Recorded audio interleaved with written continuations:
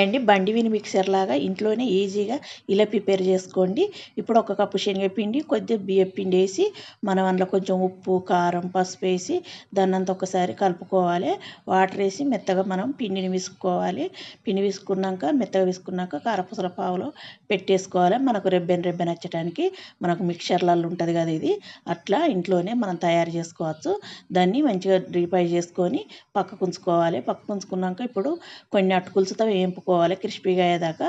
అట్నే కొన్ని మరమరాలతో వేపుకొని అవి పక్కకు తీసుకొని ఇప్పుడు కొన్ని పల్లీలతో కొంచెం ఆయిల్ వేసి వీటిని వేపుకొని పక్కకు తీసుకొని ఇప్పుడు అదే ఆయిల్లో కొన్ని పోపు దినుసులు, కొద్ది జీలకర్ర, ఎండుమిర్చి, కరివేపాకు, 2 ఎల్లిగడ్డలు కచ్చపచ్చ దంచేసుకోవాలి. పోపు అంతా వేగినాక పక్కకు పెట్టుకొని ఇప్పుడు ఒక గిన్నెలోకి మనం వేంపి పెట్టుకున్నవన్నీ తీసుకోవాలి. అట్లనే పోప్స్ వేసుకొని అంత ఒకసారి అదంతా కలుపుకోవాలి. మళ్ళీ కొంచెం కారం, కొద్దిగా సాల్ట్ వేసుకొని మనం మిక్సర్ అంతా అలాగా కలుపుకోవాలి.